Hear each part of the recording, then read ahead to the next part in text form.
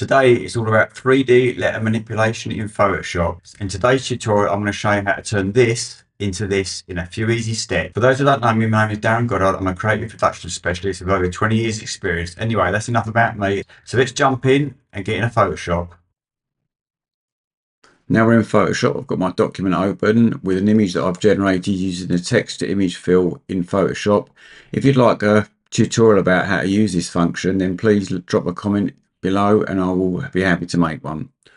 So with our image here, first we need to do is have some copy. So the letter C, because obviously it's a cat, so we're going to use the letter C. I've used Anton because it's a nice bold thick font, but what I do want to do is I want to cut back here slightly to make more of a gap. So first thing I'm going to do is make a copy of that. So I've got a backup. I'm then going to select it and I'm going to convert to a shape. So it's now a shape. So you need to go over to here and select the direct selection tool, select the layer, and then just marquee over those points, and then holding shift, which will constrain it, I can adjust it. I'll do the same for this one. Just highlight over, shift again to constrain it. So now we've got a better gap, so it's going to work better with the image. So what we need to do now is reposition the image into the correct position. With the move tool selected, I'm going to move the cat into position. I'd say about there. So what we need to do now is we need to duplicate the image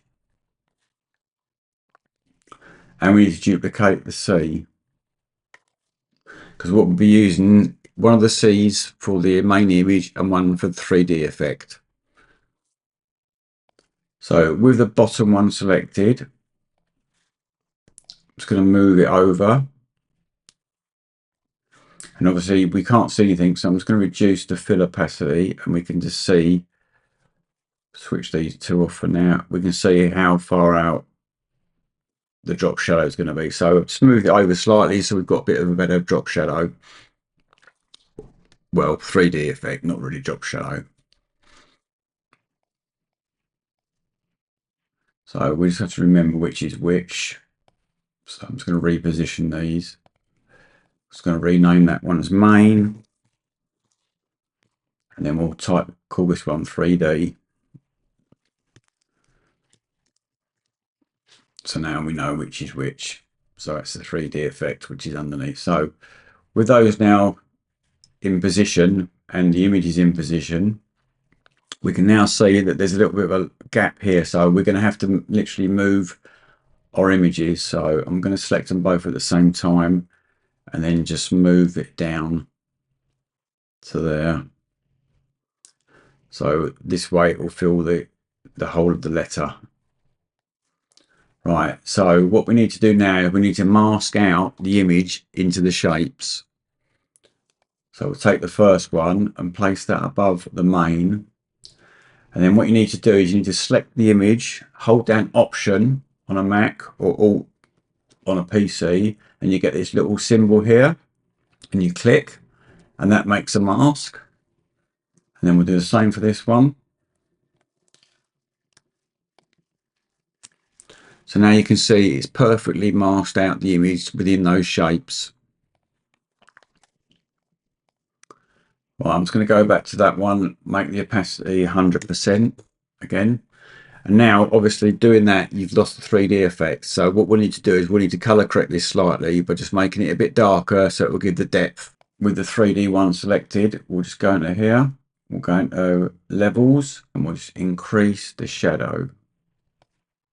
So as you can see at the moment, it's doing it to the whole image, but that's not a problem because we'll mask it off like we did for the shapes before. So with Option on a Mac and Alt on a PC selected, we'll just click that and then you'll see it's only now affecting this shape here, which is the 3D effect. The next thing we need to do is make another copy of the image so we can have the cat poking out of the sides, so his head. So we'll grab a copy of that, pull it to there. So we've got it there. And at the moment it looks a bit of a mess, but once we get there, it will all change. So what we need to do is actually mask this out now. So we're going to select the image, going to do a right click and rasterize the layer. And now you can see down here in the contextual menu, we've got remove background, adjust colors, and select subject. So what we're going to do is we're going to hit select subject, continue on device, and now it's made a mask of the cat.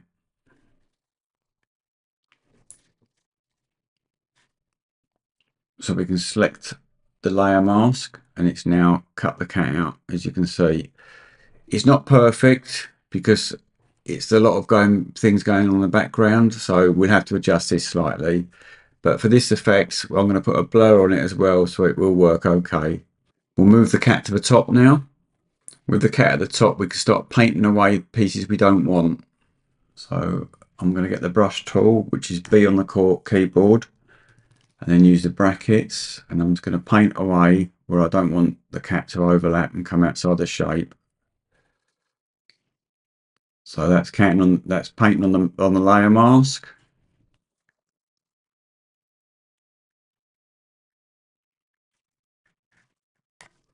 So now you can see it's starting to take shape. Just zoom up here. Something going on funny with the ear. So we'll just adjust that. What we can do as well, we can hit shift on the keyboard and hold that, and it will deselect the mask. We can toggle just to see what's going on. So you'll see down here, because obviously his paw blends in with the background, that's why you've got this effect of not a very good cutout, because obviously the AI is looking at the background, comparing the colors, and there's not much of a differentiation there. So what we'll do is we'll just paint a bit of that back in so it looks a bit more natural.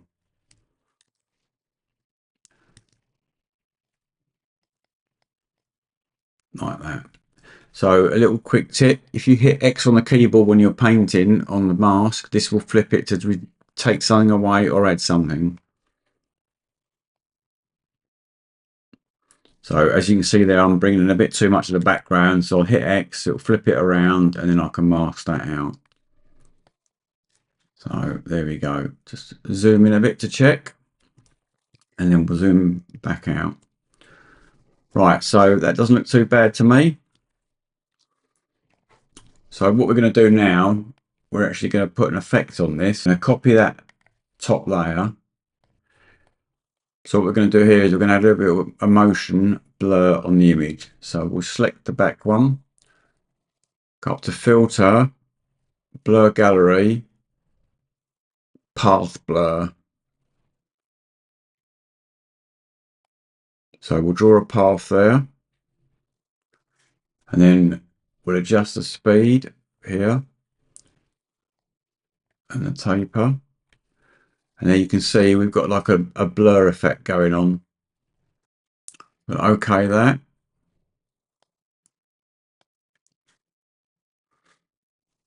Just deselect it. So we've got like a little bit of a blur effect going on with the cat. And just to finish off, we'll make a nice background. So click that, a new layer, bring it to the bottom of the stack, click on the vignette tool, and then we'll just draw a vignette. We can put it over and make it down like that. So that looks pretty good. But if you want to make it look really good, then you need to add a drop shadow, and I'll show you how to do that now. So what I will do, I will take this whole folder set and duplicate it. Little tip, if you're going to make a big adjustment, then I always suggest making a copy, because I've been caught out before. So I'm going to turn that off because we don't want to do that. But then I'm going to select everything else, and I'm going to have Command E on the keyboard or Control E on the PC, and that merges all into one layer. I'm then going to Command T or Control T, depending on what operating system, and just reduce the size of that slightly. Push that up to there. Okay, that. And what we need to do now is we need to copy that. So we can drag that onto the plus icon and then Control or Command T again. And then we're just going to flip that and then we'll just pull that down to there. So that is going to be the drop shadow.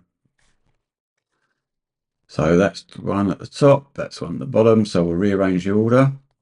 And then we'll add a layer mask again, which is this icon here. And then we'll take the brush tool again, which is B, and then we'll make a large brush. And if you hit right click, you get all the parameters you can do. So we're going to make a soft brush. And then we're just going to paint over there, kind of like that. And we can even change the opacity. So we can just paint over like that. A few strokes. We can go back into the one we saved. We can grab the vignette.